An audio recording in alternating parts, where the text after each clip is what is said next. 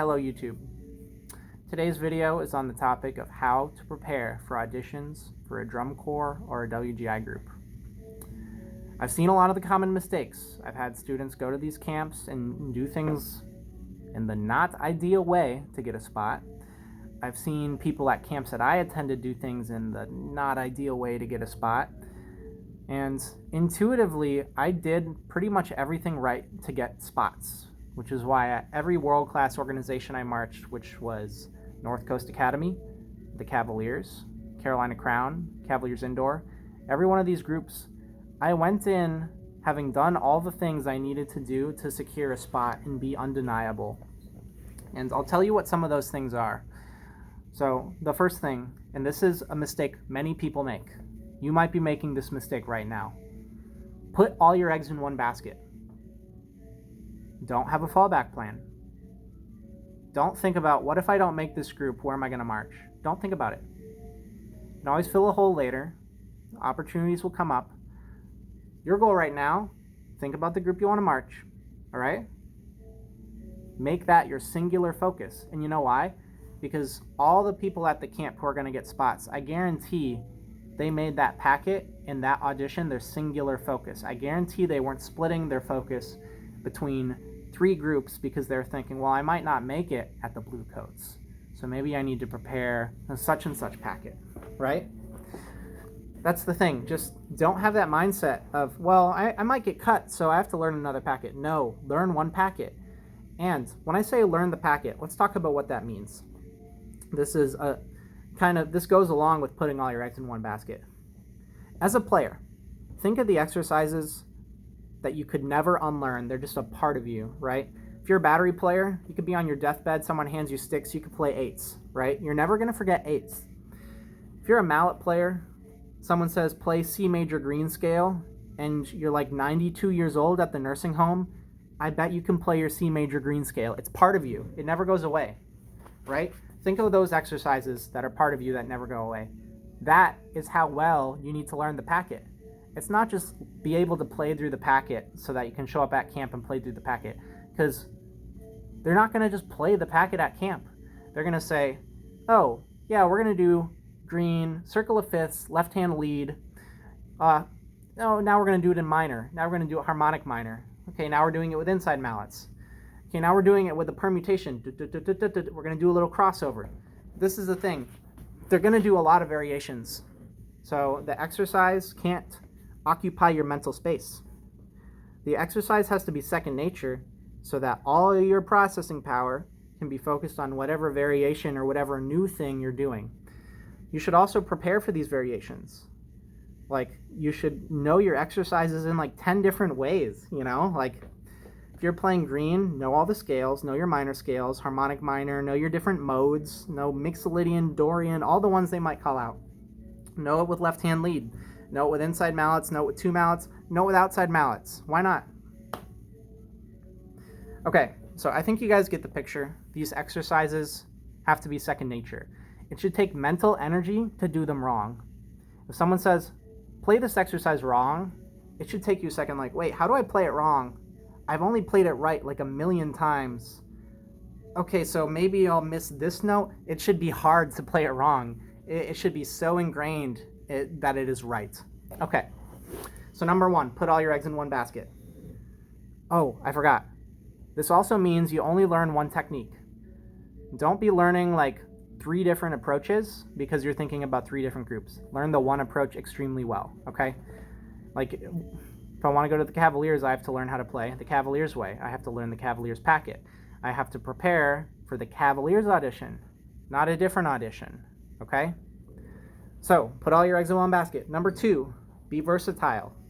At camp, you're not just going to play marimba, or you're not just going to play timpani. You're not just going to play the one thing you show up to do, in all likelihood. They're going to shift you around because they want to think about all the possible different lines that they can make with the talent that showed up. So, you might get put on Glock, and it's like all of a sudden, oh, I can't play broccoli anymore because these mallets are too light and these intervals are too small. I can't do it. Well, someone else prepared broccoli on the Glock, and they're going to get the spot over you. Yeah, newsflash. Prepare on vibe, too. and have some pedaling options. Even if there's no pedaling written into the exercise, you should be able to say, hey, let's try this pedaling. Like staff members there, can we try this pedaling? I think it'll sound good. It shows a lot of initiative that you prepared pedalings for the exercises. Okay, so be versatile. When I auditioned for North Coast, good thing I knew the keyboard packet, because day one there were no timpani. I wanted to play timpani. Showed up day one and ended up playing a lot of keyboard, like marimba and vibes. And I played some synth that day too. But good thing I could make a good first impression with that staff, because I knew the packet more than just the timpani packet. There wasn't a timpani packet. I wrote the timpani packet. Be versatile. Okay, number 3, be a team player. What does this mean? You have to have a great attitude. You have to be friendly. You have to quickly integrate into the culture of the group around you. So in Carolina Crown in 2016, first thing I did when I entered the housing site for the audition, everyone who was auditioning for Pitt just walked up, shook their hand, said, nice to meet ya. What are you here to play? What's your background? Where are you from? I just had a short conversation with all of them. Even the people who clearly weren't going to make it. I mean, there was a 13-year-old kid who couldn't even hold 4 mallets. And still the same thing, hey dude, nice to meet you. What are you here to play? Oh, this is your first drum corps audition? Awesome, man, you're going to learn so much. It's going to be a fun weekend.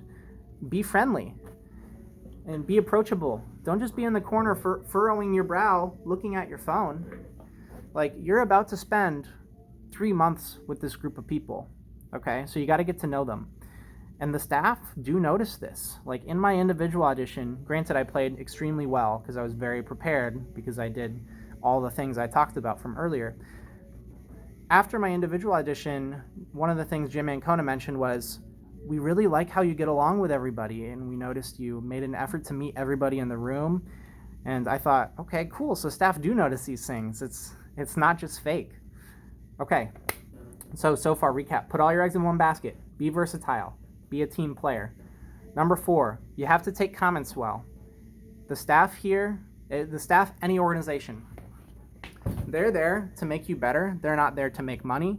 They're not there for their egos. They're there because they care about you and making you a better player. With that in mind, any comment they give you is with the best intentions. And I'll tell you this, the staff is 99% going to be right about what they're saying. So don't backtalk. Don't say, well, actually I did this other thing. I'm working on it. Don't make an excuse. Oh yeah, that one rep, I was a little distracted by that guy over there.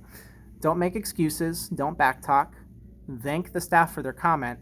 And if necessary, ask them how can I fix that? The staff says, oh yeah, this mallet's a little bit higher than that one. It's oh yeah, I noticed that. You got any tips on how to fix that? And then you can have a little discussion. You can milk the staff of the information they have for you, and then you can get better. The staff are on your side. Never make an enemy of the staff. I've been a staff member at many organizations, and there were students that I would stop giving comments to because I knew as soon as I gave them a comment, they would just backtalk or say something, just give me some attitude. So it's okay, my energy can be better spent elsewhere. I know if I give this kid a comment, they're going to listen. So I'm not going to give this kid a comment anymore. Okay, so put all your eggs in one basket, be versatile, be a team player, take comments well. Number 5, be undeniable. It's a product of all the things I've said so far and so much more. It's hard to encapsulate all of this into one video, but you have to be undeniable. When you show up to an audition, you have to make the best case for yourself where they're not even going to imagine a line where you're cut. They're going to think about all the possible lines, right? What if we put this person here? What if we put this person here? All these different lines. Every single one of those has to have your name on it. There's not a world where you get cut because, again, you have no fallback plan. You didn't learn another packet. You didn't learn another approach. You came to this organization because you want to march this specific organization, and you are going to make the case that you belong at that organization. You have to be undeniable. Okay, so a lot of these things I did because I'm a very anxious person. And when I went to auditions, I thought about every single thing they could cut me over. I thought about, well, what if we do this thing and I'm not ready for it? What if we do this thing? My mind would race with all these things. And what I'd do is I'd prepare for all those things. What if we do A major green left-hand lead? I need to know A major green left-hand lead. That's the thing. You never know what they're gonna do. If you're prepared for everything because you're just kind of a madman, you're gonna do really well. I'm not saying it's healthy to have that level of anxiety, but if you really want to march, and you really want to march this specific organization and get that spot that you want, it's going to take more than just being kind of chill. Oh yeah, I'll learn the packet. Yeah, I spent a couple hours on it Monday. Let's show up to the camp. Yeah, it's going to be fun, dude. Yeah, let's do it. No, prepare like a madman. It's so important that you show up knowing everything really, really well to make the best case for yourself. So it's okay in that sense to have anxiety, because anxiety can be a really helpful tool if you direct it towards something that is productive, that is a goal that you want to achieve. So I hope this video was helpful. I hope if you're auditioning somewhere that you're making the right choices that are going to get you to your desired end result. And I wish you the best of luck. If you have any questions, please post in the comments below. It would definitely be my joy to help you reach your goals, whatever they may be. So thanks for watching. Bye.